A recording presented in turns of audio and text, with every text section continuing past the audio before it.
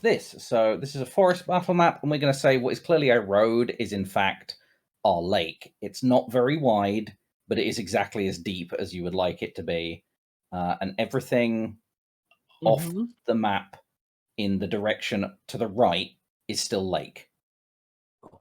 So if I can find where the pointer tool is, which I seem to have...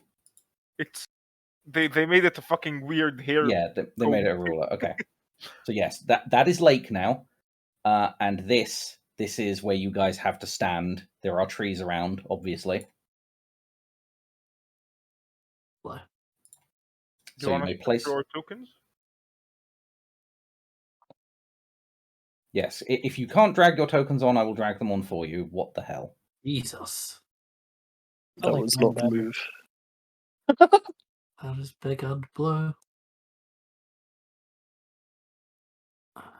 Miles draws on the map 2 electric bangaloo. Hey, that wasn't me. Really? That was not me. Doubt. You may doubt, but it wasn't me. I would have a little bit more finesse than fucking blob. Fair enough. Okay. So, John, you're casting Mage Armor on yourself? Yes. What is everyone doing to set up for this battle? Whistling. Where are we placing the bait exactly? Like, I need a pinpoint. Oh, it's the bait pinpoint is on a bird doing a figure 8 pattern over the lake. Yeah, so that's not exactly pinpoint. So a figure 8 above the lake right now, the orb is like swooping back and forth. Okay, well, we're going to get the old pink square out then. And I'm going to make it very clear to my colleagues that there is caltrops here. Okay. So bait it across if you can. Thank you. I did not mean to do that. It keeps going. Get good, scrub.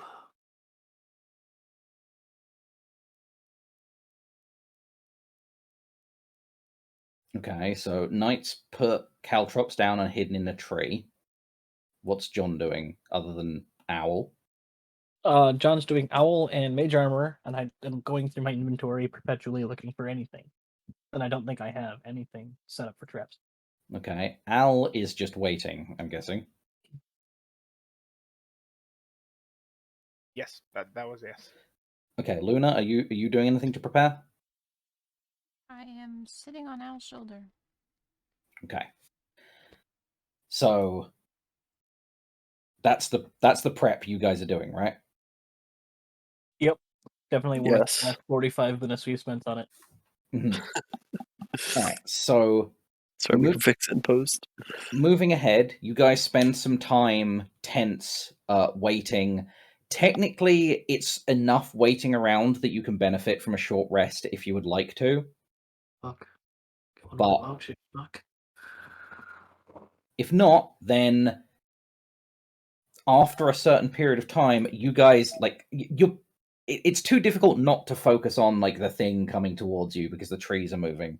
So this thing eventually comes into visual range, and I will describe that it is a large creature. Again, you guys don't have great perspective on it, but it's a large creature about the size of a Goliath, in wrought black iron armor.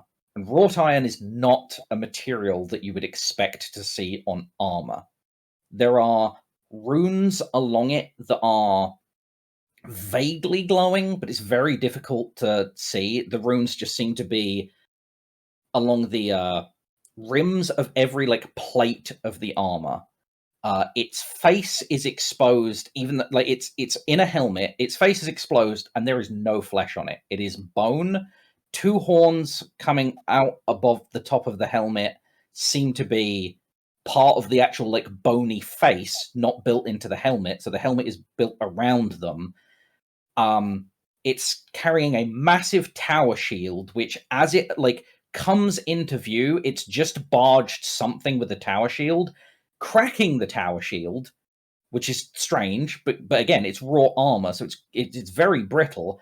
the tower shield is cracked, but it's reforming with shards like almost magnetized back into it as it comes into view, and it is wielding a gigantic mace that is just sweeping foliage and whatnot aside with. It's locked onto the position of the orb, which is going in a figure 8, so its head is moving in the pattern of the figure 8. It advances, like looking up to where the orb is, onto the lake, and immediately, like as soon as it hits like that icy frozen surface of the lake, goes through it and tumbles, so just splash face down. So very intimidating thing comes into view and then immediately eats shit. As it gets back up, there is water pouring off it, like partially frozen, but it doesn't seem to be like, it's not got the body language of like a normal person when they fall down has that like, oh shit, I fucked up body language. It's not even registering that it fell. It is just moving up, looking back towards the orb and proceeding, and it is wading into the lake. However, it's not actively, like, it's not even glanced at any of you. You're in full view of it, and it's in full view of you, and it's not paying any attention to you. It is just advancing kind of toward the position of the orb. Do you all want to immediately attack, or do you want to observe it? Can I get in that lake? I think we should bait it in closer until we can all get in, like, attack distance, so I guess that does include Al as well. So, if it was here on the map, do you have a... Would it still be off screen, or would it Yeah. be within this vicinity? I do. Unfortunately, the layer of blue has decided that it's... Oh, primary. There we go. Oh, look at that. Spicy. Seems to be pretty much in range. Which direction is it moving? Like, Toward where the orb is, and I pictured the orb kind of to the north, going around in a figure 8. Yeah. oh, okay, right. But it's trying to get under it. But I'm giving you guys the opportunity to attack before it even gets there. What do you wait and see what it does when it gets directly under the orb? Do you attack now, or do you continue to observe? Very good question. We don't know what kind of range capability it has. Correct. You know, I have rocks I can throw, so that's worth noting. That's all I can do. Is very worth noting. Thanks for pointing it out. I think we should just attack it, guys. Yeah, that was John's plan. It was that Okay. we set up an ambush. We don't know what kind of range capability it has. I don't want to lose Yeah. my owl. Exactly. And, drop the fucking thing in the water. Yeah, So, that would be less than ideal. Yeah. Sure, okay. Okay, so what was the consensus? Are you all attacking? Yes. Right before that, though, I will tell Wings to, you might want to, not be on me when it gets here. I'll consider it. I warned you, and I'll just, pick up a rock. Okay, you pick up a rock and go to baseball it. I'll wait for everyone else to attack, but yeah, that's the plan. Oh, okay. So you're not going for... Who's the first to attack, I should ask? Because if everyone's waiting for everyone else to be the first, then you don't attack and you continue to observe. I would love for it to be closer to me, so... I think we're letting the knight attack first. Oh, no. Okay. I'll pew. Okay, well, that will bring us into initiative, so I will start up the initiative tracker, Whoop, whoop. and everyone can roll 11 initiative. gang. 11 in the 11. trees. Oh shit.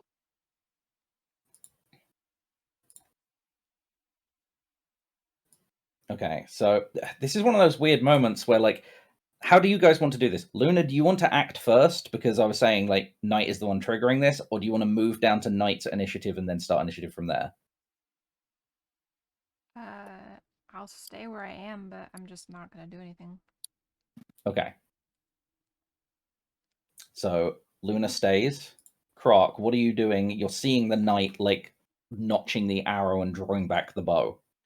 Yeah, so I'm going to cast Produce Flame, Hmm. hold it in my hand, and I will throw it once I've seen the knight attack, Okay. I think. And So okay, I will step out with it in my hand, and then I will throw it once I've seen the knight attack. okay. So held action, produce flame. Yep. The knight, you are making an attack. I did roll with the knight. It was a 19. Did that hit? 19 does in fact hit. Kapshoo. For 18 damage. Okay, 18 damage. Can you guys see its health bar currently? Yes. Yes. Oh god, Okay. I've done that wrong. It should be because it's not added the sharpshooter damage. Why is it not done that? So it should be 28 damage. Yeah. 28 damage. Kapshoo. 28 damage. That's pretty impressive to start with. So you do 28 damage to it immediately. With My held a action. 19 to hit. Yep, your held action goes off. 15 to hit. That does not hit, unfortunately. Would he not have advantage because he's hidden? Well, Croc said they stepped out. Oh, okay, my bad. And my bad as well. Right. Let me just re-roll sharpshoot damage just to make sure it's working. Yeah, okay, cool. All right. And then I guess I'll bonus action hide again. Okay. So are you breaking line of sight? Like or did you even reveal yourself like line of sight? Did you attack from like the foliage? I'm attacking from the foliage, but I assume I've got to hide again. I don't know. Yeah, Yeah, if you you do. It just I need to know whether it has line of sight on you, because if it has line of sight on you, you can't hide again until you break it. Okay, well, yeah, I'm attacking from as hidden as I can be. Right. It's an ambush, and I am bush. Okay. That caught me so off guard. That brings us on to John's It caught turn. me off guard. I didn't mean to do that. All right. Let me see. You didn't have me make a stealth check to be hidden, so I'd be rolling advantage to be hidden. If you want to have hidden beforehand, then yes, you can make me a stealth check and then attack based on that. There's your stealth. You are not hidden. Copy that. Straight roll. That's a 9. Your shot goes wide, so like fire streaks out from the tree that you are really badly attempting to hide in and just shoots past this thing, doesn't even make contact. That's gonna be my turn. Okay. Al. Right, over here. Fucking metalhead and fucking I don't know, I don't remember the damage, but there we go. I believe I allowed it to be more, but I think it's supposed to just be like 1 per rock. Sure. 1 damage. So yeah, you deal 1 damage to it. Okay, that's right. And like it just clangs against it, and this thing isn't yet looking at any of you. It is still like advancing towards the orb. But is that your turn, Al? Yes.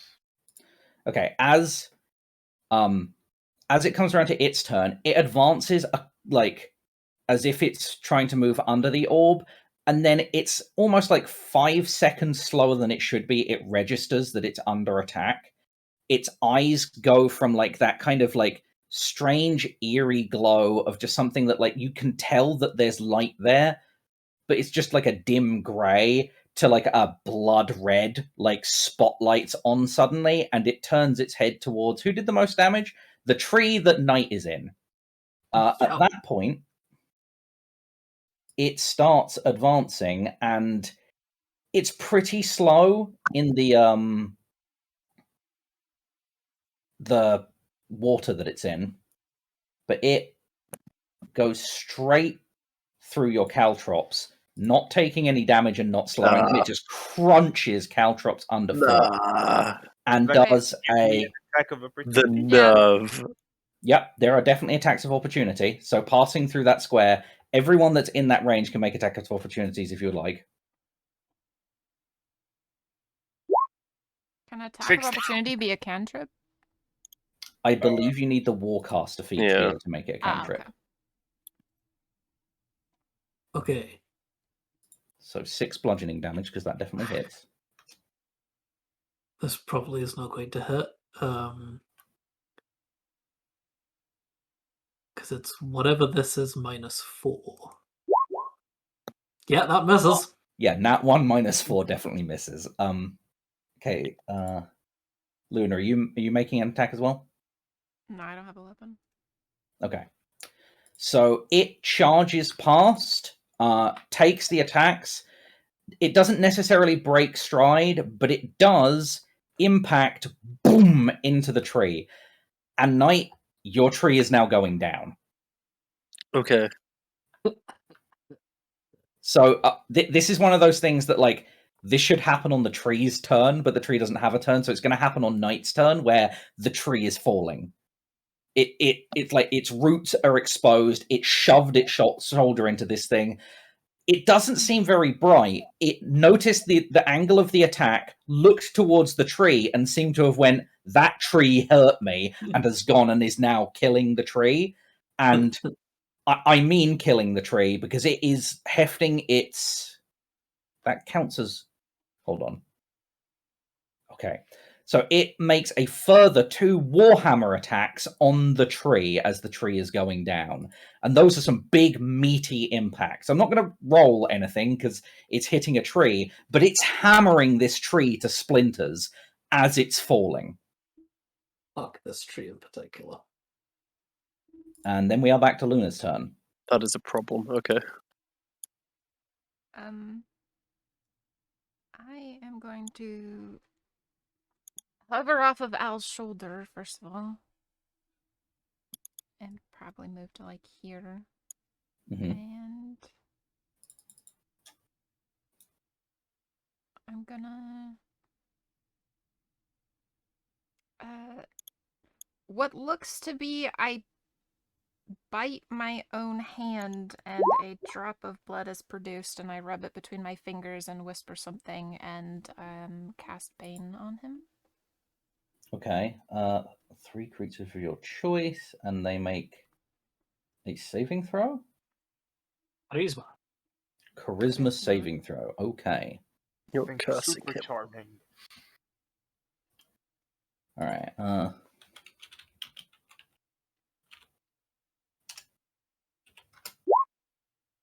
That is a 5, so that is a horrific fail on its part. So it is now baned.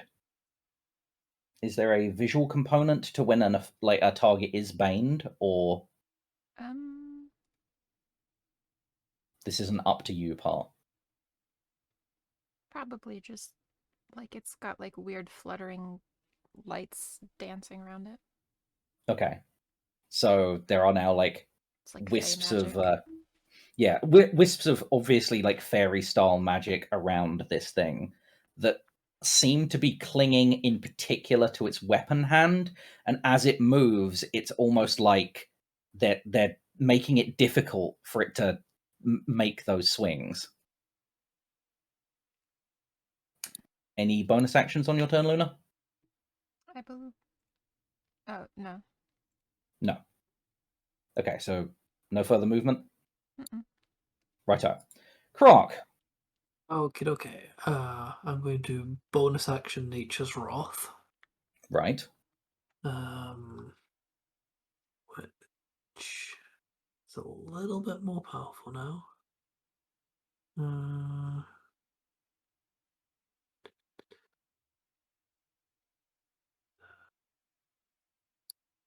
Yep, so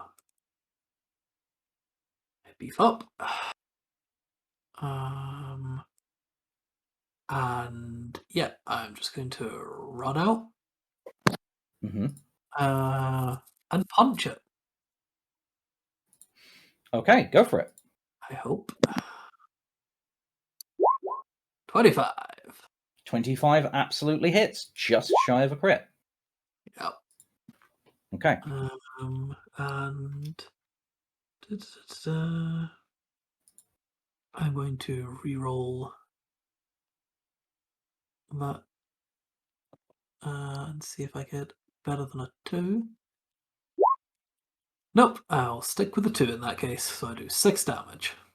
Okay. Does this mean you've taken Savage Attacker? It does indeed. Excellent, perfect. Oh boy, Croc has that big Korth energy. So that's no. Do you have the bonus action attack as well? No, bonus action was my Right. Yes. So Creature's Wrath. that's bonus action, move, action. Yep. So now it's the knight's turn. Knight, the tree is descending very quickly. Okay, Make a dex save. which way is it falling? I mean, it's falling in this direction because that's the direction it charged in and started hitting. Okay. Dexterity. 17. Okay, that's good enough not to be knocked out of the tree. So you're still in the tree as it's descending. What do you do Okay. to exit the tree safely? Okay. I want to grappling hook over here and ride the momentum so I swing up into this tree here. That's going to be a fairly high check. I do it. Sure. Make me an acrobatics check then. 11. Okay. You get the grapple into the other tree. It's hooked on a branch of this tree, and this tree is going down, so you can't get it not taut. Fuck. Oh, fuck the grappling hook then. Do I see what has been tracking as the green object that was described? It is embedded in the dead center of this thing's forehead. Skull part? Fuck it. I'll stab it. I'll jump on it and I'll stab it. Okay, you're jumping onto the wrought iron knight. Yeah. How tall was this tree that you'd climbed up in? Taller than the knight, but it's Krog Swamp, so Krog, how tall is the tree? I mean, like, yeah, they're probably like between, like this close to the water. They're probably like between 15 and 20 feet. Mm-hmm. So you, from 20 feet in the air, you are leaping down onto the wrought iron knight to make an attack. If he was at the top, yeah. Well, my other escape plans kind of got a bit wrong, and I'm probably not at the top. I'm probably... Yeah, make me another acrobatics check, and then an attack roll with either advantage, disadvantage, or not at all, depending on the acrobatics roll. Okay. Ah, what's that one advantage true? then. Bam. Yeah. You hit, roll damage, and because advantage with sneak. Yeah. Fucking 13. 13. Okay. Bonk. Crit on the acrobatics, but not on the attack. So 13. It takes some damage. Okay, that's my turn. Righto. John. Okay. We're gonna do something interesting. We're gonna cast Reduce. I'm gonna reach into my little pouch, pull out a couple flecks of iron powder, and then, like Salt Bay, spritz it through the air towards the Iron Knight as the as the magic takes hold. Hopefully. Oh, 30 feet. My bad. Shit, my that bad. range is of 30 feet, so would you like to move a little closer first before you attempt that?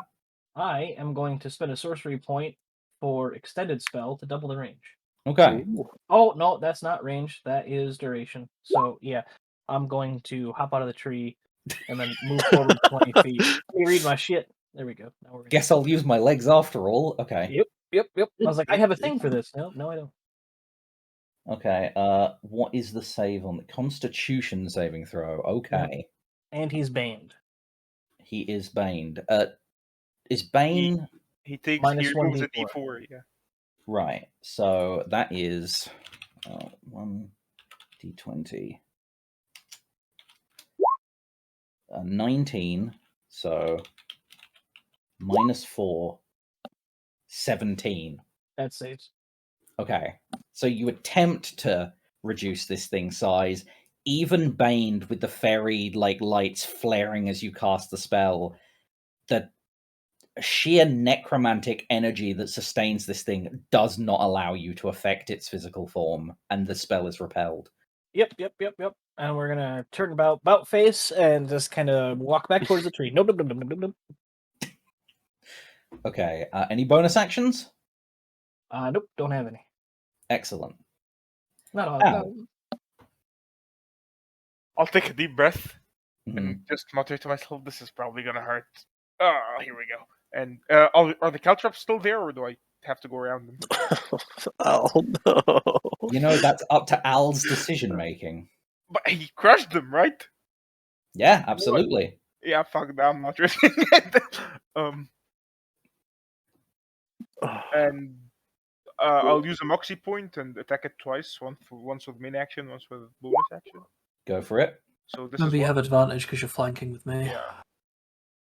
So that's 1. So 9 damage and then 8 damage. So 17 total. And I was punching him, so probably I'll reel back and fuck that hurt. It's metal. It is indeed metal. Everyone within 5 feet of the wrought iron knight, as Al slams into it with bludgeoning damage twice, can take. Let's see. As he slams into it and its armor shatters, splinters of black iron shatter out and hit all of you. So that is 1d4 twice for each hit. That So you take should be 2 damage negative a d4 too. and then 2 damage. The D4 I think is for attack rolls, not damage rolls. It is indeed attack rolls. And this is a proximity effect when it receives bludgeoning damage. Ah. Ow. So 4 total piercing damage from black iron impaling you as Al attacks it. You then feel the black iron shards embedded in you being dragged out again and reattaching to this thing's armor, reforming it. Did not expect that. What do you mean you didn't expect it? I told you it was exploding on trees. On trees? Not from my punch. You hear an audible facepalm. That's my Okay. turn. So that's Al's turn. It's now the Wrought Iron Knight's turn. It's killed the tree, and there are other things attacking it. So who did the most damage in that last turn? I know Knight No. did the coolest damage, Ah, but I think technically Al did the most damage. yeah, I did 6. Al did 13. Sorry, the knight did 13, and Al did 17. Right. So it turns on you, Al, raises its warhammer. It's going to make 3 melee attacks against you. Yeah, this is gonna hurt. I said that already, so. So I believe these are rolling in the open. That is a 12 to hit, a 16 to hit, Yes. and then a 23 to hit. No, definitely not. Yeah, those are not rolling in the open. 2 hits. Okay. My mistake. All right, so 2 hits. You take 11 bludgeoning damage and then 16 bludgeoning damage. So for the second one, should I do it for the first one? 1 second. 4, 4, 8. Okay, yes. So for the second one, I am going to use this as a reaction. And that's all of my moxie points. So I need to roll a d10 plus 8.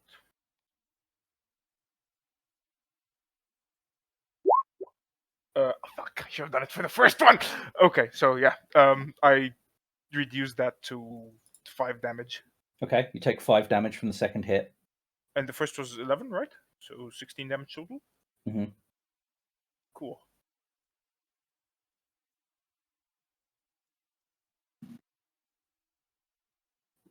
Okay, that's its turn. So we're on to Luna. I'm just gonna try this. Okay, Ray of Frost. That definitely hits. So 3 cold damage, which, unlike the previous things you've been fighting, this seems to take full damage from the cold. There is no resistance to that here. Also, its speed is reduced by 10 feet until the start of my next turn. Absolutely. And you guys had clad it in water, so when you freeze it, like the water is like making its joints creak and like causing ice from the Ray of Frost. It is looking slower. Okay, any bonus actions? Nope. Okay, movement? No? Okie dokie. Kronk? I think I'm going to punch it again. Oh, that's a point. You punched it first round, didn't you? Yes. My mistake. Everyone else should have received a D4 when you did that. So retroactive additional 2 to everyone nearby. And then you may attack again. It's,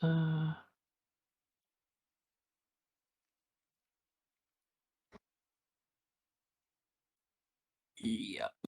That's bummer. I can't change it, so... Yeah, I guess we just have to deal with it. 23 to hit. 23 definitely hits. Further 8. Okay, it takes a further 8 damage. Oh, well, hang on. So I'm just quickly reading my Savage Attack thing. Yeah, I mean, there's no reason not to use Savage Attack, so I'll just see if I get a higher one. Nope, so it's definitely 8. Okay. Is this bugged? Am I just always rolling 2? Not the middle of the road 2 damage to everyone around. Oh, it's setting up. It's 8 definitely damage. It adding up. is. Is it exclusive to bludgeoning damage? It didn't seem to happen when the knight stabbed it. Or shot it. Didn't happen. And when it I didn't did seem to happen when Luna froze it. Unfortunately, I can't change my damage type yet. Oh. It's fuck. Is it? It's piercing damage, right? Counts as piercing. It does count as piercing. Cool. Yeah, that's all I got. Okay. The knight, it's your turn. I'm going to risk an opportunity attack. Zoop. Okay, it will definitely take it. That's fine. That is a 13 to hit. No. Okay, so you're just fast enough, but it swings and woof, you feel the wind of the mace rushing past your face. And I'm going to throw a dagger at it. Okay. Pachoo. You throw a dagger past it. Oh, my And I'll leg. throw another one past it. Pachoo, 16. Hold on. Pretty please. Yep, no, that hits. Yeah. Pachoo. For Holy fucking 26 damage. Wow! 26 damage. Okay.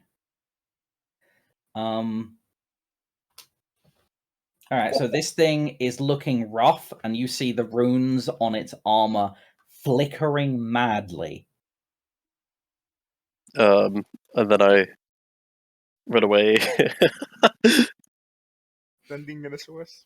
Mm-hmm. Okay, that leads us on to John. Okay. We're just gonna magic missile it. I see it's starting to send out the distress signal. Don't want to fuck around with trying to aim a fireball or anything like that. So 3 missiles come off my wrist from my shoulder, wrap around my arm, and then shoot out and then hit him simultaneously. Okay, that definitely reduces it to 0 hit points. At which point, the armor fucking erupts off this thing. It just explodes. So, we are talking... Cool, very cool. Sounds like I came back at a painful time. I'm down. Oh, Okay, so we're talking. John fires a magic missile at the wrought iron knight. Its armor, like the runes on it, go off. Its armor just explodes in every direction, dropping its AC a lot. But now you are faced with what is a Goliath-sized skeleton with demonic horns. You can't see its mouth because it seems to have just been like there is no lower jaw there in terms of bone. Something crystalline has been affixed to where the lower jaw would be that was hidden by the previous helmet. The horns are still there. It's got some bone, like some shards of raw iron in it as well. But we are going up to this many hit points. So you've defeated the armor, and it's now a lot, like, it's unburdened, but a lot easier to hit. And you can see, like, there's barely any flesh on this thing. It is just a bone thing with a big wrought iron mace that is turned its head specifically toward John. No. John, any movement, bonus action? Yeah, we're gonna move. All right. And that was 22 damage to you as well there, Croc. Okay, yeah, I was going to ask that, but I was going to give John a sec to... Yeah, we're gonna head over this way behind the tree. Thanks, John. 22 damage was exactly what I needed.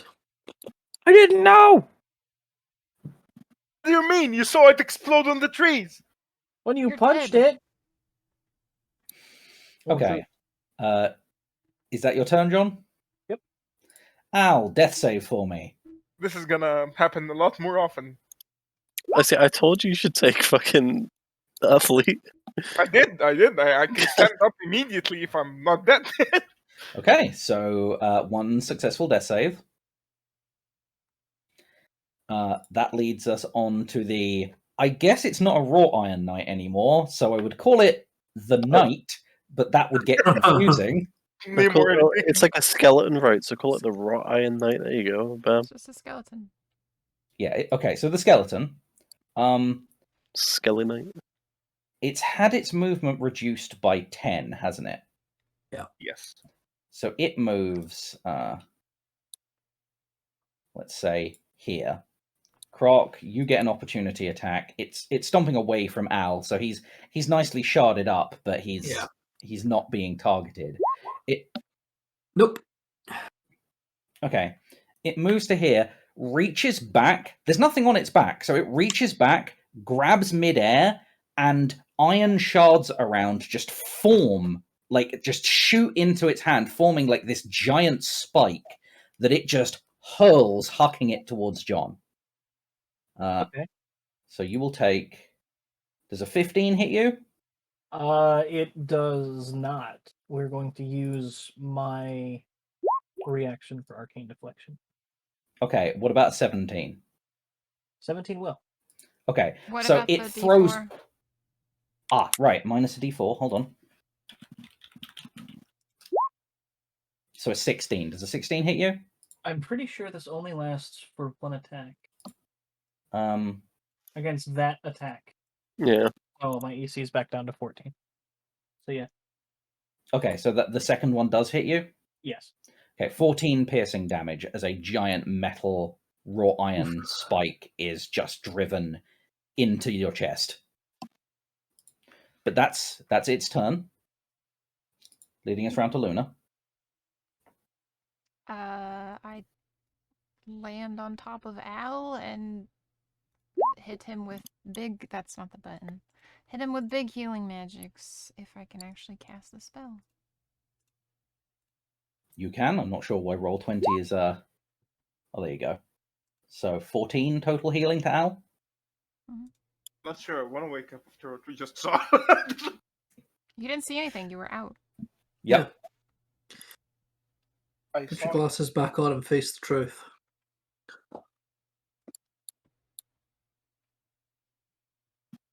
Okay, any bonus actions or further movement? Nope. Okay. So, Al, you are conscious. Croc, it is your turn. Okay. I mean... I'm going to move in front of this thing, Mhm. and I'm going to punch it. Excellent. 22. That hits. Okay, let's see if I can do better than a 3. No! So far, Savage Attacker has done nothing for me. 7 damage. Okay, 7. Right, and it takes this much damage. Skeleton. Mm-hmm. Cool. I get to extra punch it. So you like crack it in the rib cage, and you notice like the rib cage shatters. It's a bit I would say dry, but it's been wetted. But like they're brittle bones, so you would say that you're bludgeoning, whereas before it was a detriment. Now it's a bonus. Awesome. All right, is that your turn? I think I will give myself a little bit of healing. Okay. Since John decided to do 22 points of damage to me. Technically, it wasn't John doing that. It was the skeleton exploding, but yes. And think of all the hit points that you would have if you didn't roll 1 on your hit die for this Yeah, level. right. Let's see. Unarmed Strike. Okay. I only have first level spells, so... Okay! That's good, though. Yep. You return 6 hit points. I return 10 hit points because it's plus my Wiz modifier. Right. Okay, so Croc regenerates in front of everyone, I guess, if they're paying any attention to Croc and not the skeleton. Abomination. Yep. It probably pays. It's good to pay attention to everything going on. Mm-hmm. And is that your turn? It sure is. All right, the knight. Okay. I'm going to, as my bonus action, reduce my speed to 0 for this turn and use the steady aim thing. And I'm going to take a crack at it with my short bow. That one. Could you? No. Yeah, no. Aim is like on, but it just whistles through where there would be flesh on a humanoid and there isn't on a skeleton. Great. That's my turn. Okay, John. All right. Do I have visual on Al over here through the trees and shit? I think Al's still lying on the ground. I don't think so, because I think you said you hid behind the tree, and you specifically hid in the direction like Al and Raw Iron Knight were standing next to each other when that happened. So that would have probably broken line of sight, logically. This tree's down, right? This tree's not there. It's on the ground. Yeah, but it's the tree he's hiding behind that's blocking line of sight. Yeah, so if I poke my face out, can I see Al? Yes. All right. In this case, now I'm going to enlarge him since reduce didn't work out. Similar thing with the iron powder and salt bay. And oh, 30 feet again. No, see here, we just keep doing the same fucking. That's cool. I have enough movement to get there. Just. Yeah.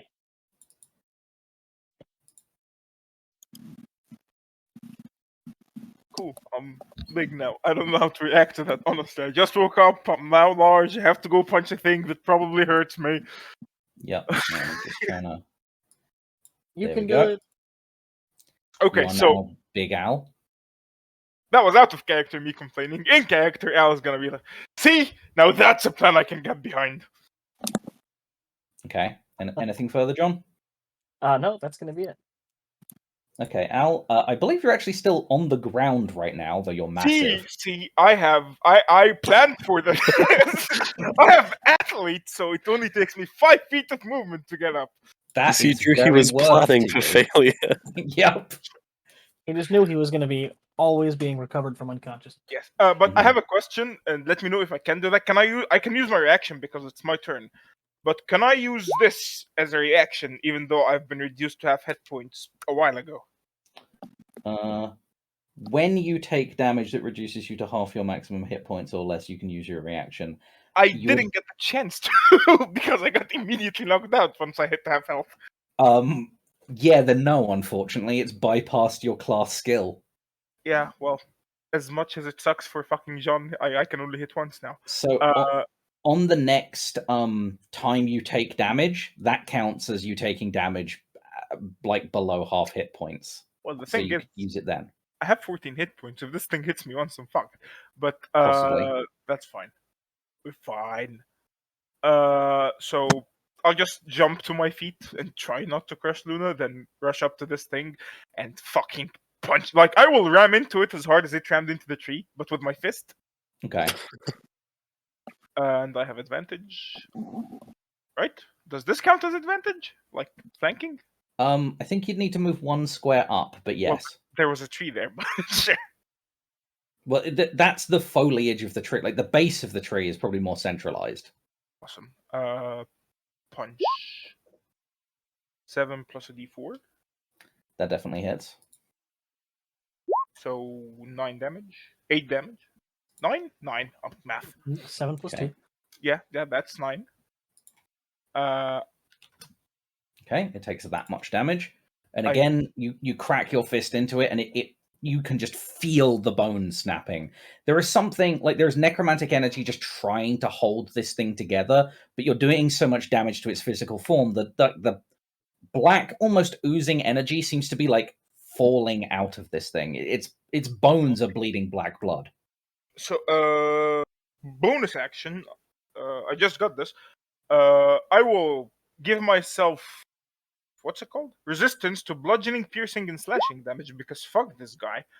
Which is basically me squaring up to an actual fight. Like, fight me, bitch. Right. And that's it. You're squaring up to him, gaining resistance.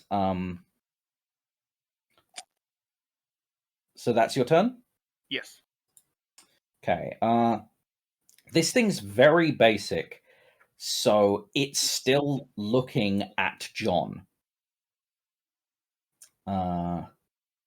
But you guys are dealing like John didn't deal damage to it last turn, so 9, and I guess Al dealt the most damage, so it's gonna wheel around with the Warhammer and try and bring it down on Al.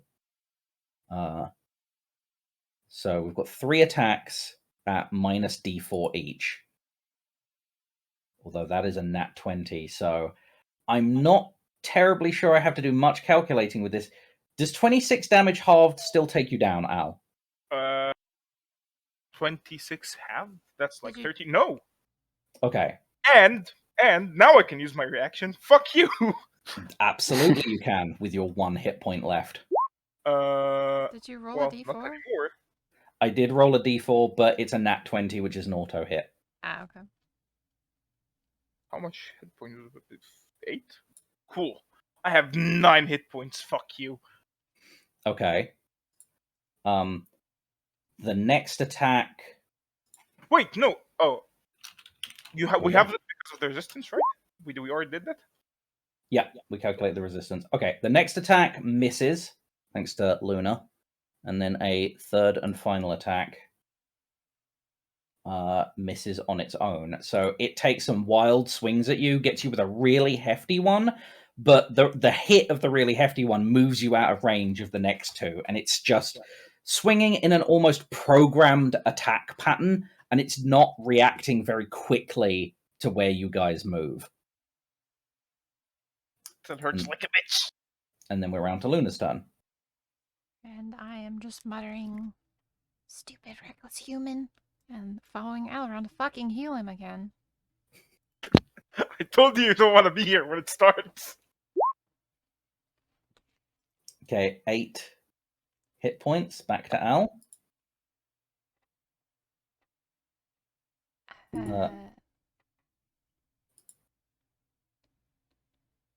And I move back here.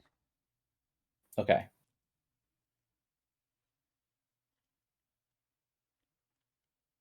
Righto. Any bonus actions, or? I don't have any. Righto. Okay, Croak. I mean, it's not the most interesting thing in the world, but I'm going to punch it. Indeed. 25.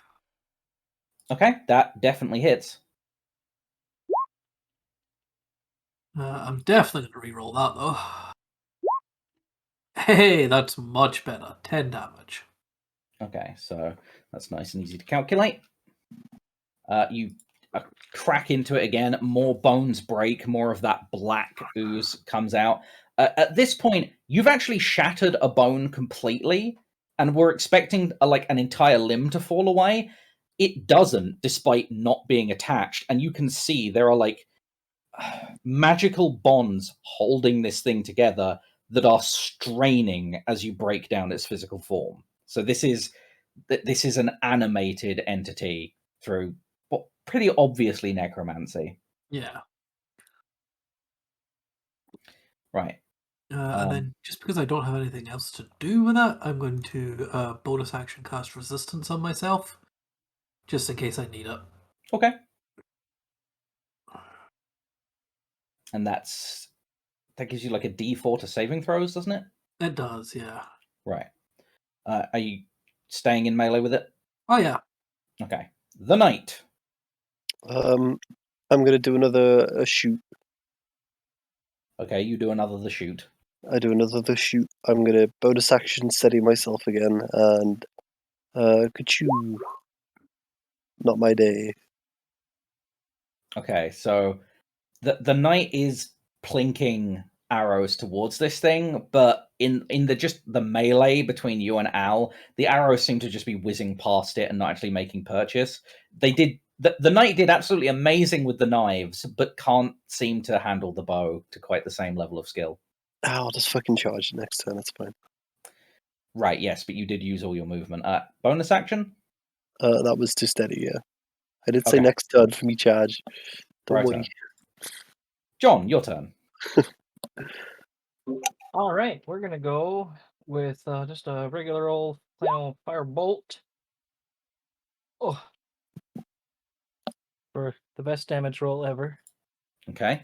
You do 2 whole damage to the skeleton. Yep. And then I'm gonna tactically retreat 20 feet away. Mm-hmm. And that is going to be the turn. Righto. Al. Well, if it's not broken, break it. I'll punch it twice. 19 and 22. Both of these are plus a D4, so They are indeed. awesome D4 rolls. Thank you, John. So 17 total damage, Yes. which applies twice because vulnerability to bludgeoning. Is that your turn? Yeah, sadly. Okay, its turn is back around. I still think Al's doing more damage to it than Croc at this point in time. And Al's the bigger target, so it keeps wildly swinging at Al for now. For a 14 to hit, which, hold on, let me take away the D4. Okay, 13 to hit. It's my AC. Okay, so 19 bludgeoning damage. I will use all of my Moxie points again to try and stop that. Does he still have resistance? I do. It's for 1 minute. Okay, so that 19 becomes 9? Yes, which he might be able to fully cross counter. I don't need to because I add 8, and I can't roll lower than 1. Mm-hmm. Okay, fully then cross-counter, you cross counter it. and So no damage. And no, I punch him too. Well, I miss, but like. Well, does a 14 hit? Yes. Oh! Now that his armor is gone, a 14 does hit. I duck and weave a punch. Okay, so 7 damage. And then... Oh, wait, it's got 2 more attacks. Fuck. It does. And you just did even more damage to it. So it continues swinging at you, Al, for a... let's see. 17 to hit. Yeah, that hits. Okay, for 17 bludgeoning damage. Halved? Halved, yes. I give you the full damage, you then calculate. Half to 8. 8. So I still have 9 hit points. Cool. You really don't want to go down again, do you? Okay. No! Fuck off! Third and final hit. Miss! Crit. Okay, that is an 11, which I'm pretty sure doesn't hit you, even if I did roll the d4. So No, the last hit goes wide. It seems to be slowing down. Luna, that's your turn. I'm gonna move here Mm-hmm. and frost it. That definitely hits, so... Which, I don't know if anybody notices because I'm very small, but when I cast those, it's coming out of my mouth. Ooh. It's a little... Is it actually like a ray, then? Or is it like an icy breath? It's more like a breath. Okay. So Luna is blowing ice cold air across this thing, and you see like the surface of it just frosting when she does that, and it slows for a moment. It definitely dealt damage to it. It's on its last legs. That's it. Is that your whole turn, Luna? Mhm. Okay. Croc. Alrighty. I'm going to attempt to punch it. Because that's my thing. I'm going to attempt to do the thing that Sleepy just sent me. So 18 to hit. 18 definitely hits. And... Yeah, that worked. Ah, okay, so it rolls twice and takes the highest on damage now. Yeah. Okay, cool. So, So 6 damage is enough to take it down. The necromantic energy sort of gives out in a big burst, and the green gem in the dead center of its forehead starts glowing brighter and brighter and brighter and brighter. We're falling out of initiative order now, and I'm going to give you guys like a round's worth of what do you do while this is happening. Croc is going to grab the gem.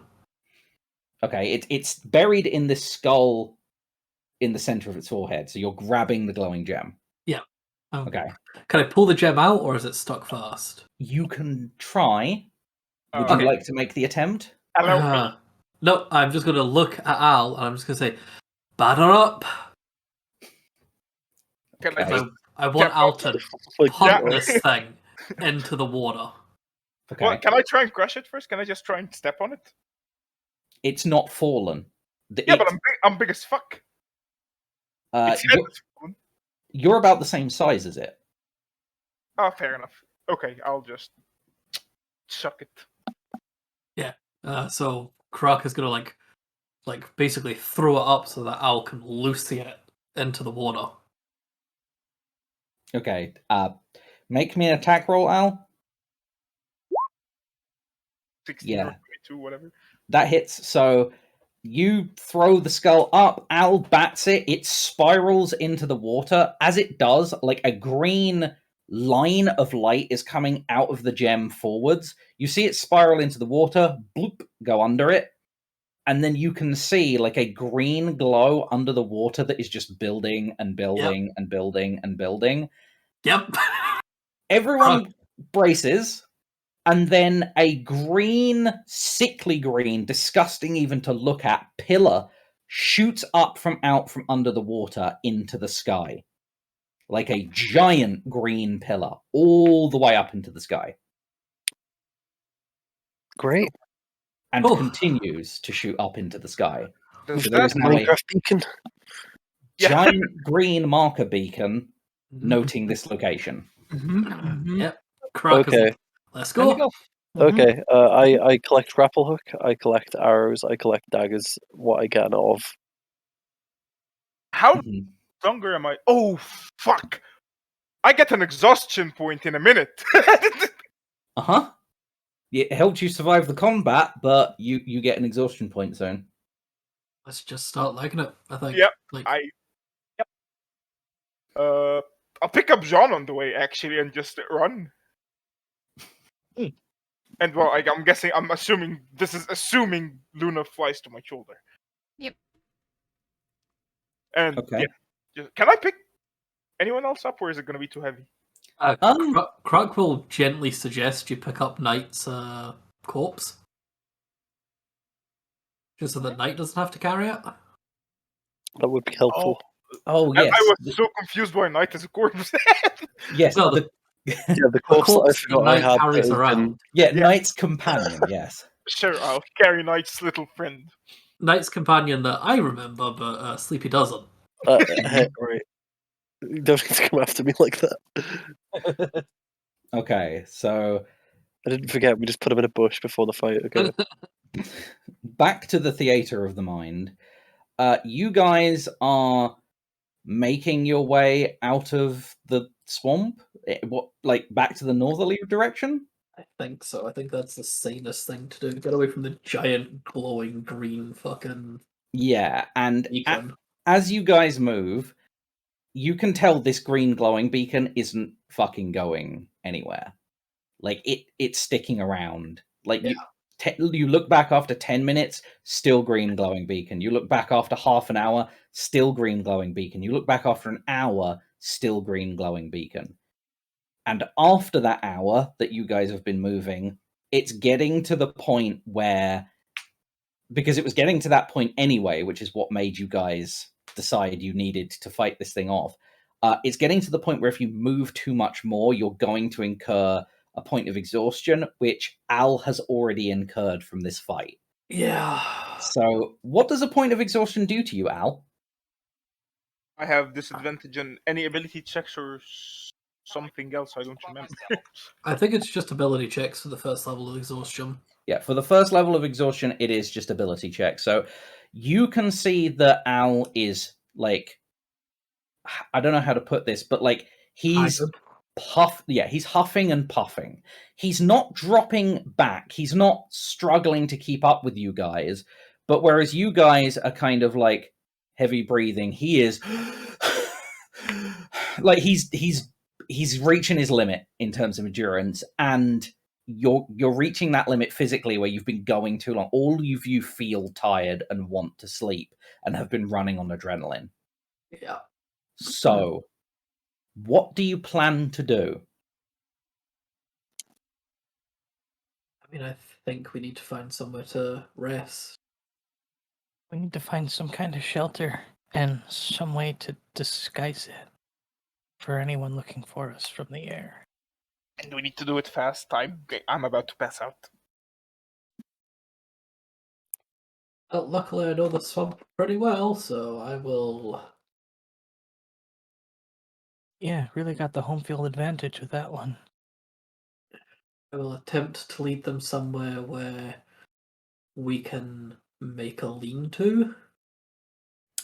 Yeah, so you know of a very large tree that was down long before you actually entered the swamp, and it seems to have fallen down. Its roots are like draping over. Moss has grown into it, and it's like a little. You could easily make this into a hidey alcove sort of thing. Yeah. And it's not far from here, so you head straight there. Yeah. So what do you do with this like mossy, half uprooted tree? Do you just cluster under it and just immediately try and sleep, or? I think there's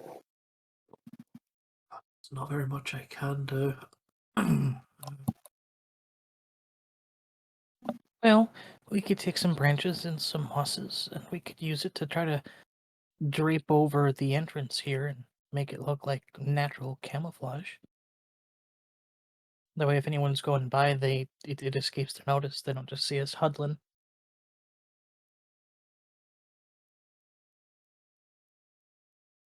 Indeed.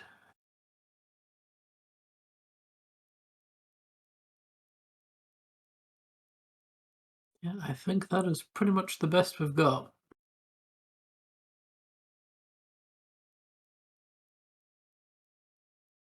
Okay. I start collecting set foliage to make it happen. So, who's taking part in this? Trying to like create this. Croc definitely will. Croc will be encouraging moss to kind of like grow in certain directions and Yeah, Mhm. John will help. like dress it as best they can. Right. So what are you doing to help John? Because Krark seems to be using Druid craft. We're gonna use my intellect and rudimentary understanding of engineering principles from my studies at college to direct where all of the individual things should go, so it fits together and it's mechanically sound. Okay. Al, are you doing anything to aid these efforts? Being a mule, if I can, I'm just. You they need shit, I pick up shit. That's it. Okay. Al's the muscle. Right. Luna, are you doing things to aid this effort? There's things I can do, I will do it.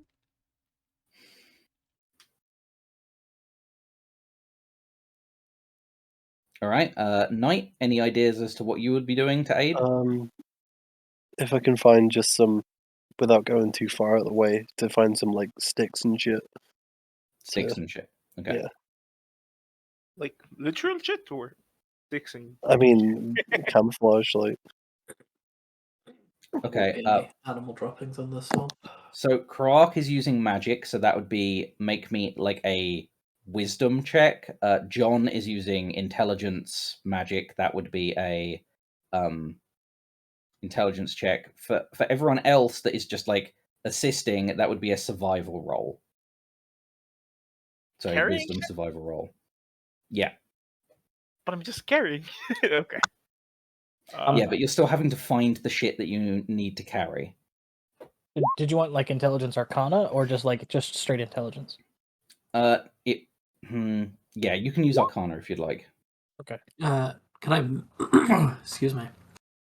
Can I just make a survival check? Because that is a wisdom-based skill. Yep, sure.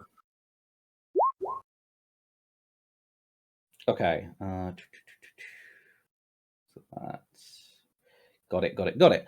Right. So you make a temporary bunker that is, while on the inside of it, you can see through it just enough in places. Like there are places that you can like eye hole through. But from the outside looking into it, as long as you're not lighting any heat, which is going to suck, but as long as you're not lighting any like fires, looking into it, it just looks like a mossy, like grown over, fallen over tree. You can't see the party visually in it. So are you guys going to rest down there, or are you going to take watches?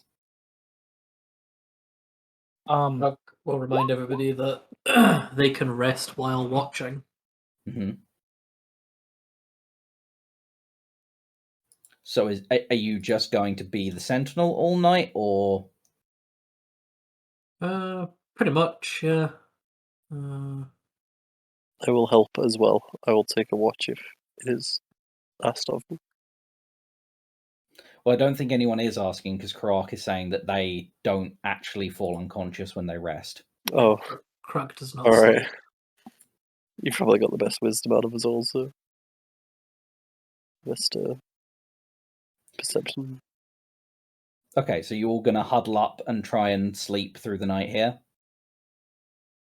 I think so, yeah. Guess so. Right, and are you going full stealth and doing no fire, or are you putting on a fire? I would like to do no fire. I'm pretty sure mechanically, like in the rules, as long as you're not doing anything strenuous like casting real spells, like using prestidigitation either with just John or John and Luna to warm articles of clothing / the air in the room, I think we can get away without a fire and still benefit from a rest. I believe it's only combat that interrupts rest. I believe you can still, rules as written, you can cast spells during a rest without a problem. It says light activity. Prestidigitation is a cantrip. I'll allow cantrips, but if you start casting like spells mid-rest, I know rules as written like this, but spells that specifically require concentration, I think that's more strenuous activity than just like resting. But yes, you can definitely prestidigitate if you want to use that for heat. If you and Luna are going to combine forces. I feel like that would be the easiest way to do it. If Luna's on board. Sure. Okay. I was going to make you guys roll Constitution, but the prestidigitation is just about enough that, yeah, you should be able to rest. At least if your clothes are kept warm, yeah, you should realistically be allowed to rest with those. So, here's how this goes. About 3 hours into your long rest, Croc, you notice that there is the sound of marching audibly in your swamp. And it gets pretty close. Do you want to wake everyone up when this sound happens, or do you just stay still and observe? I just stay still and observe. I feel like we've got a better chance of going unnoticed if everyone's unconscious. Okay. So they march pretty close to like around the area you're in. But they don't seem to be searching this specific area, just moving through it. So they get pretty close, but they just seem to march on through without sparing where you guys are resting a second thought. And the rest continues. Another 4 hours into that, so that would be just before the rest is coming to an end. Okay. Which means I've had my rest. Yes. The green light, the green beacon, shuts off. Okay. But you don't get any more information from that, and then everyone can benefit from a long rest at this point.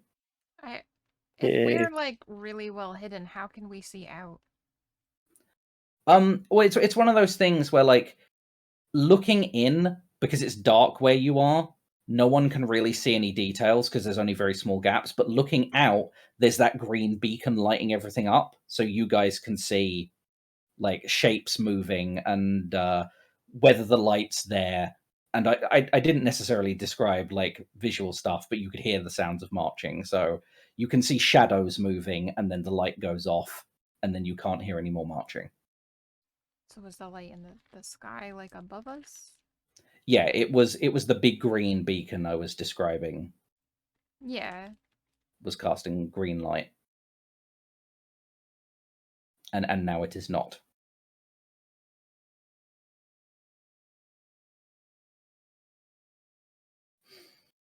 Right, so you've benefited from a long rest. Everyone wakes 8 hours later. I believe that takes away Al's point of exhaustion. It should, unless we have something different about exhaustion. No. So that takes away your point of exhaustion. And Croc, you didn't have a good enough view on the surroundings to know like if everything that was searching through the place left, or if the swamp is currently occupied with search parties or what. But everyone's at least got their night's rest and is tentatively capable of marching again. Oh, cool. At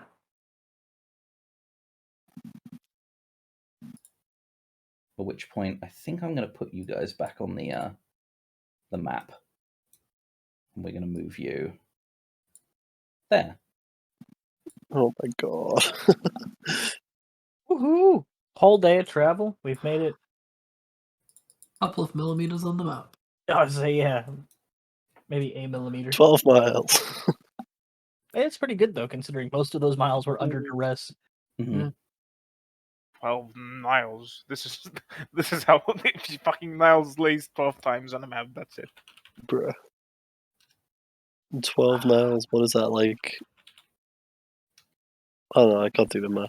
I'm 6 foot. Croc is going to ask how everybody is doing in terms of food. Well, actually, I have plenty. I'll actually take out a ration, one for me and one for wings. There you go. 22 miles.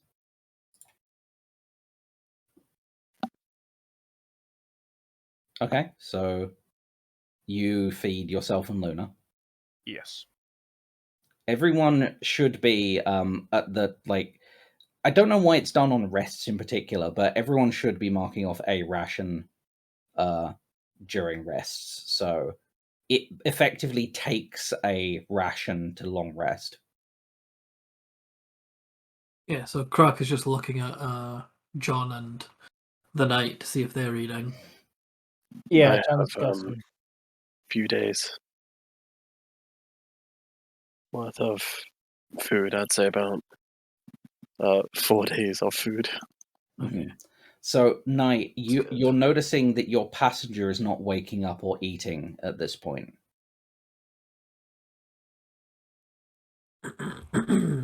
We're lucky it's cold. Very much so. Like we did. It has been established that passenger is dead, right? You've been told. I've been told. I Whether you will. believe it or not. Like, this is like the first time I've had like a proper sit down Yep. for like a substantial time. So I will like go up to him and kind of like unwrap him from all the blankets he's been covered under. Yeah. And like, how's he looking? He, to be fair, looks like he is asleep, except he's too still, which is difficult to register, especially while you were moving. Like, that wasn't registering. But laying on the ground like this, they're too still. There's no breath. There's no life. But they did seem to pass in their sleep. So it doesn't look like they were suffering. They don't have like a horrible look on their face. They just like that look like they're peacefully at rest. Okay. I will just take a second. So I'll be real sec. Okay. Wait, was that in character? Okay, I'm back. Right. Okay. Night. Like a second, right? No, the Knight's just kind of. He looks kind of defeated in himself. But he is just like looking over him. Croc will approach and kind of. Are you sitting at this point or crouching, kneeling? He's probably like on one knee, like, because I don't imagine we've got like a whole lot of space. You really don't have a lot of space. There's not a lot of space and not a lot of headroom. You guys really had to huddle together in this enclosure. Yeah, Croc will kind of crouch next to the Knight and say, we should continue to carry him with us. Although it's not something that I'm capable of doing now, I believe that restoring life to those that have passed is something that I can learn to do. I may be able to help. I appreciate the offer. It's not something you can do right now. Not at the moment.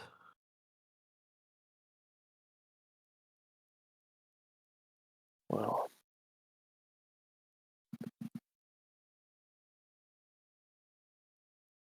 I feel like after all of this, I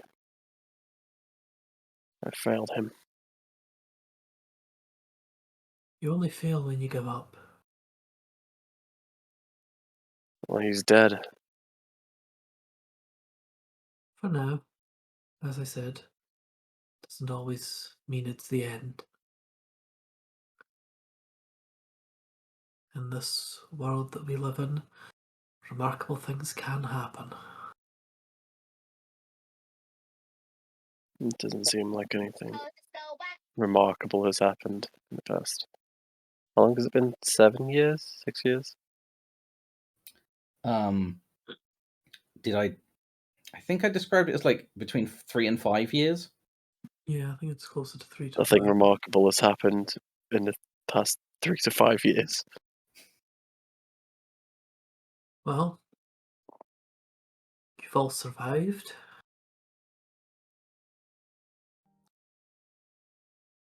Not all of us. No, but enough. Try not to give in to despair. It's how they keep us down. Nothing else, don't let them win.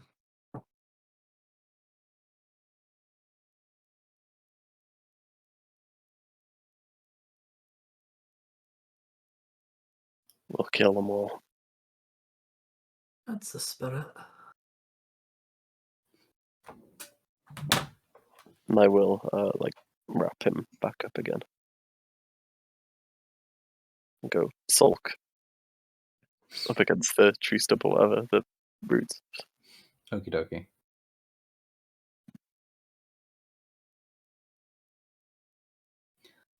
So as this moment permeates the group, what are you guys doing? Are you going to wait here and like talk a little while, or do you want to get on the move as quickly as possible? Well, I don't know that Kroak has actually communicated to us that he saw the army marching over the night. Or No, they have not. The whatever it was, so we don't know anything about it. They are going to mention it though. When everybody's good to go. Did I get what impression of direction marching did I get? Were they traveling north or were they traveling south?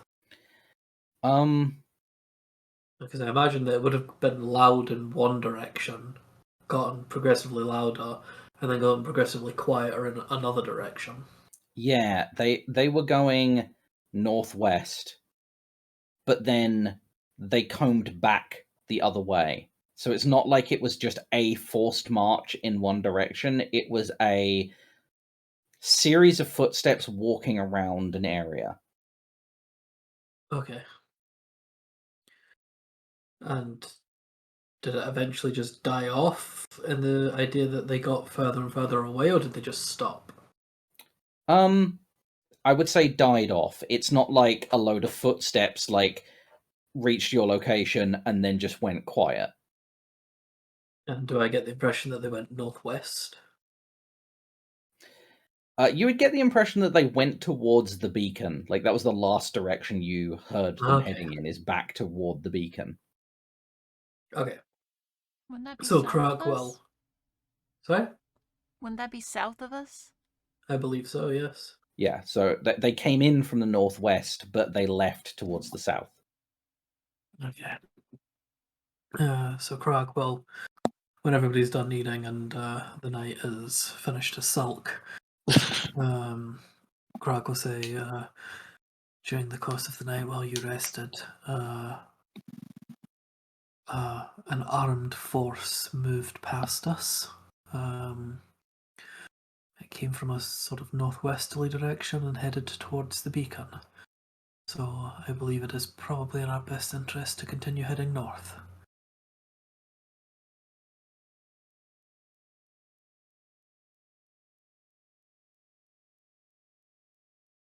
You're Well, all taking this remarkably well.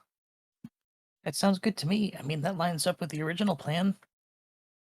Well, if they came from the north, then how do we know that there's not more of them north? Well, we don't, but if we take a slight eastern turn to our march, it will hopefully keep us clear of anything, and I will keep my eyes peeled for anything that we are running into. Did you know how many, like, numbers or? They weren't close enough to make out that kind of level of distinction. And I Okay. thought it prudent to stay with you all rather than leave and perhaps catch their attention. Very wise. Well, I suppose And we definitely can't go south. Not that that was the plan. I don't think that's wise at all. I guess we'll follow your lead. If it's north with a slight detour, then that's away from them. I Away certainly from hope here. so. You think it would be wise to scout the area first with the owl before we head out? If that's Just something in that you can case? do, then absolutely. Yeah. Just in case there's an ambush nearby, or a camp also just sleeping 30 feet away from here. Please feel free to check. Alrighty. John's gonna summon the owl. He's going to give it some instructions to do like a circle spiral in like leaving the camp and pulling one of these type motions. Oh, that's not the right thing. There we go. I'm just doing one of those to get a look at the surrounding terrain and maybe go a mile in each direction or so. And then I'll pop into his eyes and watch. An 8 and a 13. Okay. So with a 13, you're not getting like movement patterns of entire squads of soldiers or anything, but you do see a figure up in a tree.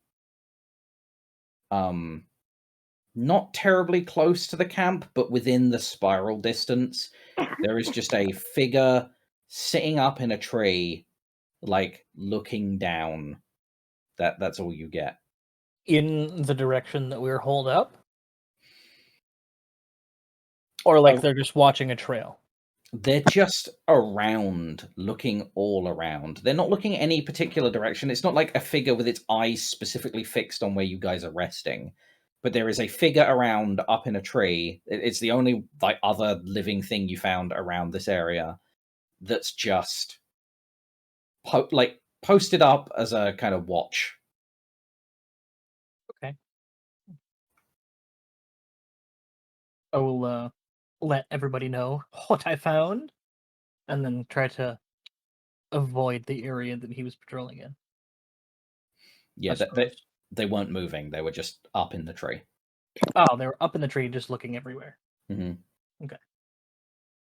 Did they have any weapons on them or anything? They might have done, but they were kind of hidden in the canopy. You just caught flesh. And being that said, kind of grey flesh. Okay.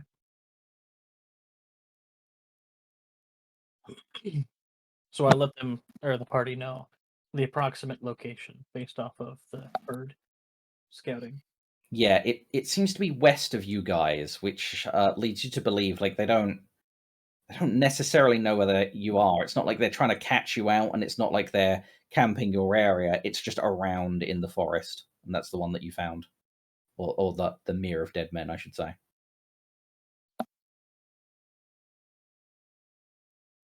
Well, it appears that we should try and leave now with as little noise as we can, so they can continue investigating the wrong place.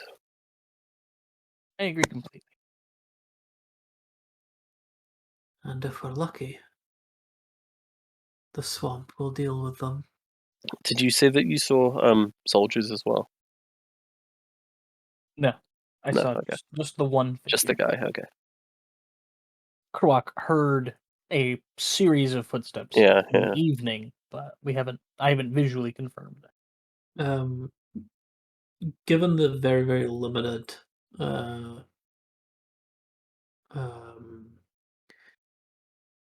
information that the owl was able to report back to us with the marching and the grey skin and everything, do I suspect that this might be an orc warband?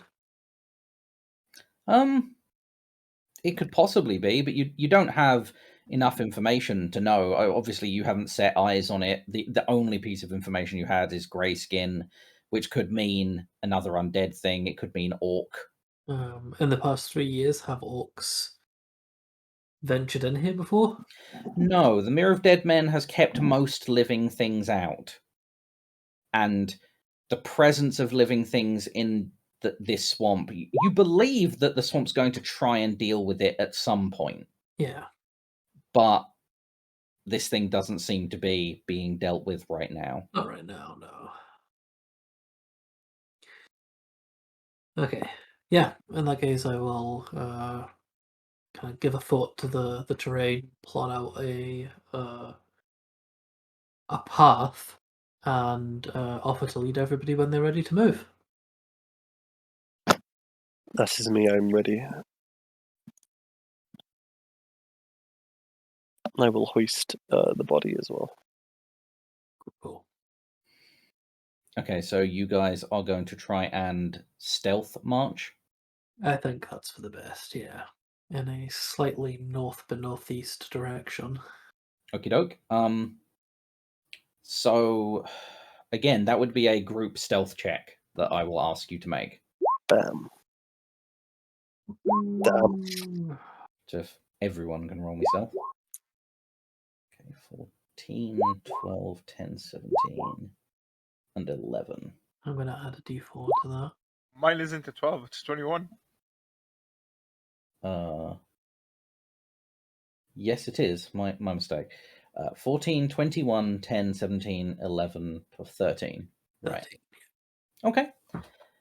So, through a decent amount of travel, you guys seem to be going unnoticed, but the more perceptive of the band do keep finding, as Kroark suspected, orcs.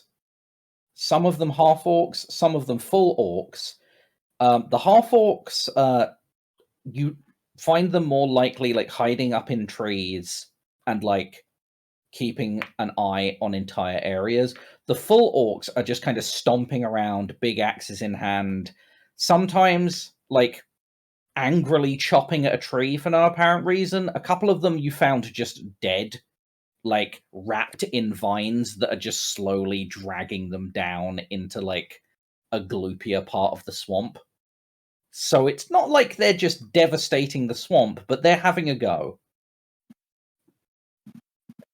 Anyone that is seeing, is witnessing the night right now, you can see that he, as he is stealthing by, is clutching the hilt of his blade very, very tightly. Okay, so you're both dragging a impromptu body stealthily and holding the hilt of a blade. Okay, he's gritting his teeth very, very tightly.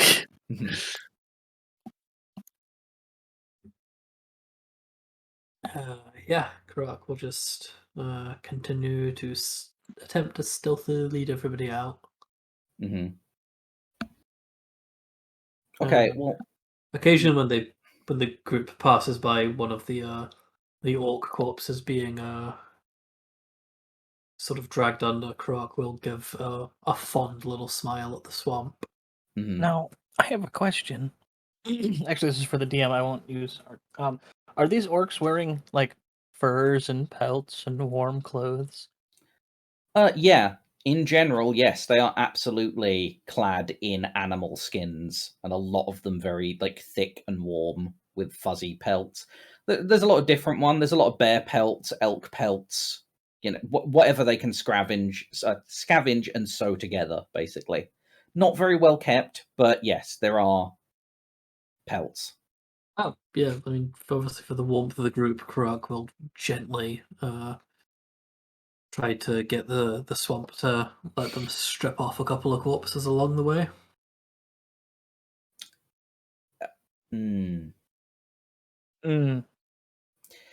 It unfortunately, the corpses you're finding, I said that like they're wrapped in vines being dragged under. Being able to disrobe them during this process would be a big finesse, even to your swamp that is quite happy with you around. Like this is effectively trying to take some of something, some of a piece of a meal out of something's mouth as it's chewing. So it won't stop if I ask it. You could make me a check to ask it. Do you have like speak to plants or anything like that? Speak to geographical entity. Let's have a wee look. Photosynthesize. Now we could just make new orc corpses and get some warmth that way. Yeah. That would definitely not be stealthy, but you could absolutely murder. I mean, it's possible to stealthily murder something, but orcs are pretty tough, so who knows whether you'd take them down fast enough for them to like not make noise. I wouldn't mind. So I don't have speak with plants until next level. Only thing I could maybe do is if we find a point. So when we're finding this, is it just like one solitary corpse at a time, or do we find like maybe like 2 or 3 that have been killed? Yeah, no, they don't seem to be traveling in groups. They definitely seem to have split up and spread out. So you do find singular at a time. Okay. Yeah, because the only thing I could try is I could try my earthen grasp, but it's obviously that's a 2nd level spell, and that's obviously Yeah, that's not asking nicely. yeah. So I think the better option would be to make some corpses. Yes. Okay. So if we maybe find one on its own, take it down very, very quickly, strip it and leave its body for the swamp to eat. Right. So you guys, as you're moving through the mere, are going to be on the lookout for orcs. Now, are you on the lookout for just orcs, or are you also going to target maybe the orcs in trees? I think the plan is if we can find a guy who's isolated. Yes. Okay. Make me a survival check to try and like track down a guy that is isolated. Any of us? All of us? Only one of us? What's the... Whoever it wants to lead this, basically. I don't have great survival, so not me. As we're doing this, I might have the best, so... Would that be Probably. eligible for help? I'm proficient in survival. I can... Yeah, if you're proficient, you can absolutely lend help, so someone could roll Okay. with advantage. What was John's input? my input was that, the orcs, I don't think are necessarily on the side of the dragons. While it may not seem a wonderful prospect, we could try to find a way to work with the orcs and maybe get some allies in this. I They're not the helping sort. don't... Yes, I don't really think that's on the table here. Enemy of my enemy is my friend and all that. I mean, they might not be the most welcoming of creatures normally, but I feel like we're under some extenuating circumstances, and that might change. Enemy of my enemy is the reason why my lord is dead. Well, that might make it difficult for you to want to work with them. Significantly more likely that they will kill us and eat us. I mean, I'm not opposed to orc genocide. I mean, it was my idea at first. I'm just thinking, It's significantly more likely, I should say, that they will kill us, eat us, and sew our remains into their clothing, and they might not do it in that order.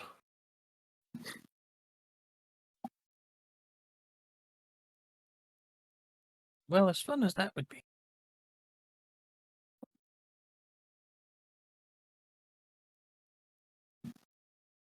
I just say we kill one, maybe 2. Well, we're gonna need to kill at least 6 of them. Why would we need to kill 6 of them? Because I can't count. Ah. Intriguing. I will make my advantage survival check. Righto. Nice. Cool. Okay, 22. And you know what? I'm just gonna add my d4 to that because I can. 24. You can absolutely find lone orcs, because the lone orcs are the ones stomping around. And with a 24, you can find lone orcs that are not near the tree-dwelling ones. Yeah. And they are kind of stomping around. They seem offended at any foliage, so they'll try and swing their axe through it and just like get it out the way. So that they are not being kind to the swamp, and they are not respecting nature. Yep.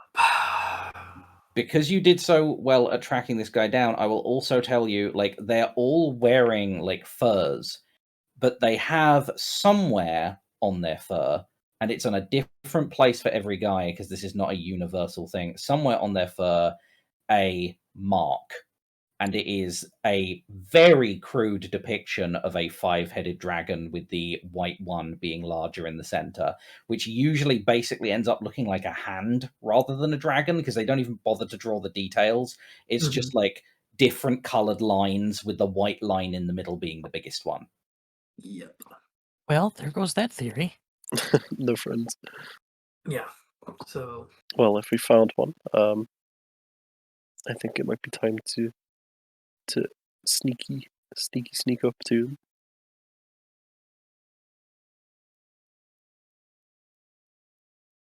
Yeah, I say we do that.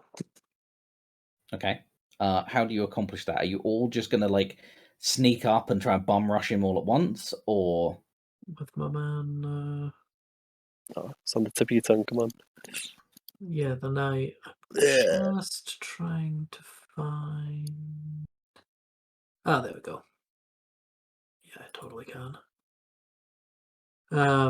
Is it relatively near some water? absolutely. Okay.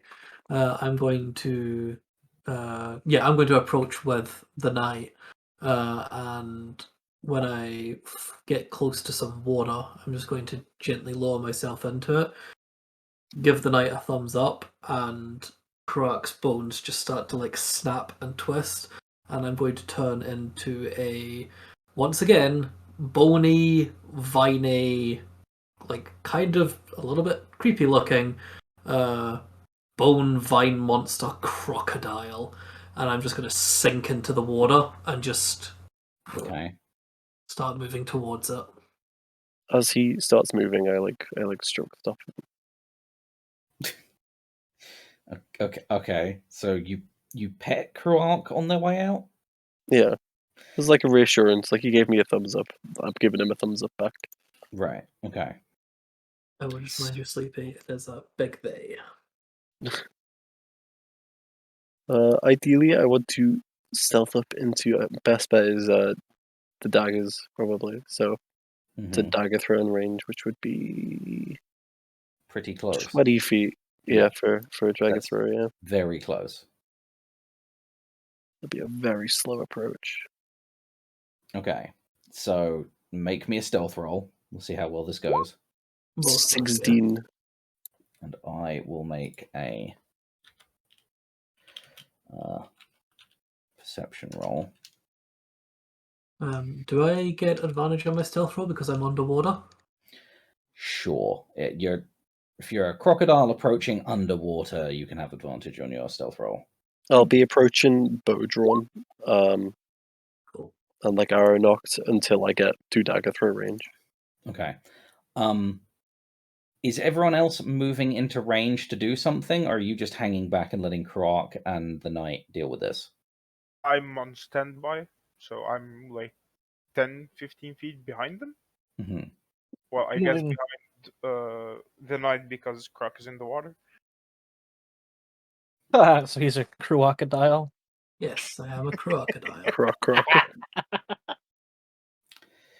Mm-hmm. Okay. John is moving into be within 100 feet or so. Okay, and where is Al positioning themselves? 15 feet behind the knight. So Al's moving in. Okay, so Knight is trying to stealth up to within 20 feet. So you're trying to stealth up behind Night to be 15 feet behind where Night is. Yes. Okay, make me a stealth check. Okay. Do I have to? You do. Sure. Thanks. You're welcome. Ooh.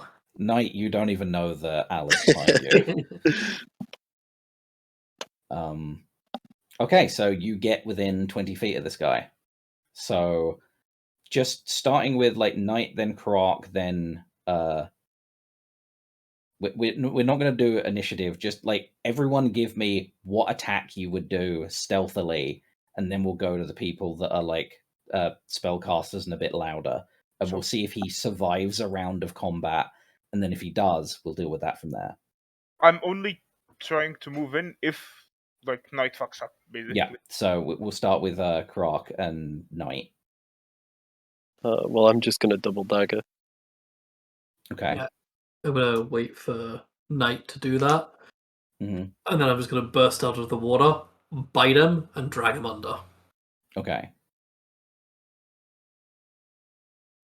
Bam, bam. Ooh, so 19 and 16. Okay, those hit. Bam. And I need to turn on sneak attack for the second one. Bam. Yeah, the first dagger just straight to the base of the skull, and he goes down immediately. Like no sound, nothing, just. And then I would like to like pounce on him and like drag him into the nearest bush. Okay. Croc, when the orc goes down, do you still like lunge out and drag them underwater, or? No, not if it goes down. If it goes down, I just. Yep. Croc. Okay. Yep. You just continue to croc. The body is dragged away into a bush, and you can have a great axe, some winter hide, which is hide armor, and it is the winter stats, but it is armor. It's not necessarily clothing. It is hide armor. And he has some javelins, a couple of, let's say, orcish rations, which is usually kind of mid-rotting meat. Like, there's no, like, preservatives to this. It's just, it's fine. I'll eat it anyway. Orc stomachs seem to be very, very strong in that regard. And that's about it. He is not clad in much else at all. And the armor obviously does bear the insignia of the tribe and the dragon mark. Okay. Alright, well let's start relieving him of his goods. Mm-hmm. What size of a creature is he? He is a medium creature. Okay. And for the sake of saving time, being that went so well, I'm going to say you can repeat that several times to get everyone armor if you need to. But obviously, it is hide armor, so for those of you that don't have proficiency in hide armor, which I believe is medium, Yeah. It's good for like keeping you warm. It's not good for being in a fight in. Can we like wear it but not as armor? Not unless you make some modifications to it, because right now it is hide armor. Okay. That's good enough for John. They kind of like drape it over themselves for warmth and then kind of throw it off if combat starts. Unfortunately, if you drape it over yourself, it's not going to provide much warmth because it's not going to trap much heat. Like the providing warmth bit is like wrapping it around you to stop heat escaping. If that makes sense. Sure. Well, we might be able to work on it. Is this going to be an improvement for Al, though? It would be I don't have proficiency in medium armor. if he had proficiency in medium armor. I'm gonna damn give it, Al. Al a great axe. I throw I it to don't him. care. No, Doesn't have proficiency with I don't care. Good You God. just- I'm a Depends on rogue. taking that fighter level. Without all the rogue stuff, okay? Just keep Okay, one on so hand just in case. I'm going to say it would take you half of your day of travel, which means half of your day of travel to kill all the orcs you need for all the pelts that you get. Hide armor is just pelts strapped together, so it is modifiable. It will take time. I don't know if any of you have the tools to be able to do that, but at least you have the materials now that you could start working on it. Mm-hmm. Yeah. Hell, we don't even really need materials, or do we? Because I have the mending spell, so we could cut stuff, mend it back together in new formations, so we wouldn't need to stitch it.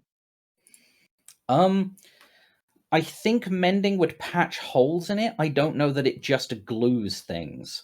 Well, as long as it's underneath whatever size that it says and the spell can handle. Mm-hmm. Break or tear. 2 halves of broken key, torn cloak. So I think there's somewhere to work. Not sure, honestly. Basically, if you see the pelt is like torn in a certain way and you have the other end of the pelt, you could mend it back together. You can't take 2 separate things and mend them together because that's not necessarily mending. Yeah, that does go check out. Me too. Yeah, I don't really have anything that can help. Yeah, so that might be a thing where you do need like Would it be armorer's tools? Armorer's tools, leatherworking tools, a sewing kit, tinkerer's tools at a push, something that would allow you to modify this so it's not basically such like thick, bulky animal pelts, but is more like a coat or a cloak or something like that. Tailoring it to yourselves would be important. And we can at least use them as blankets. That is true. So we can probably rest warm. Yeah, yeah. If you want to use it as blankets, or even just because you guys have kind of thin blankets, you could wear it as armor while you were resting and put a blanket over yourselves. But again, that would mean if you're woken up in the middle of the night, you're stuck in medium armor that it does take time to doff. I mean, we're not too worried about keeping warm while we're out and about, though. So it's like we're kind of like keeping ourselves until we get into the next sub-zero cold zone. Yeah. Okay. Hopefully by then we'll have. But that's like a month from now. Yeah. Well, it's actually not, because I said it took you half your time finding the orcs. The other half of the day spent traveling gets you to the very edge of the Mere of Dead Men, and you can see the world outside of it. And that is probably where I'm going to call the session for today, so that you can try and figure out where to go from there after the fact. But judging on what you guys said, you don't have anything to modify the armor, and outside the Mere of Dead Men, it does start getting colder again. Like you are heading towards areas with ice elementals. It's not getting freezing until you reach that blue line, so you have until there to try and figure out how to make this workable armor, but it is getting colder. You are aware that you're heading towards cold rather than away from it.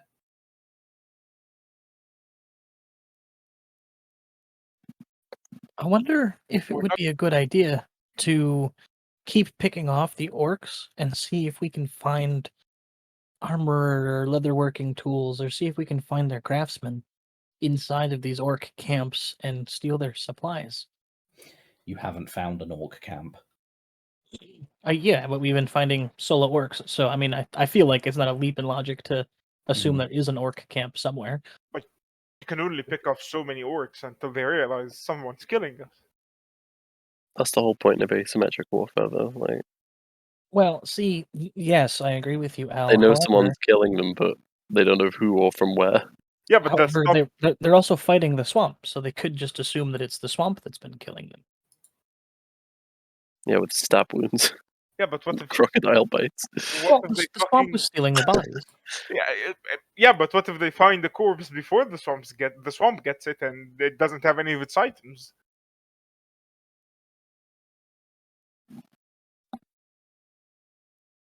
Well, then they know there's something going on.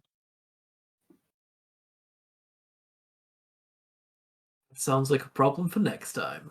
It is indeed a problem for next time. That is where we'll be ending the session for today.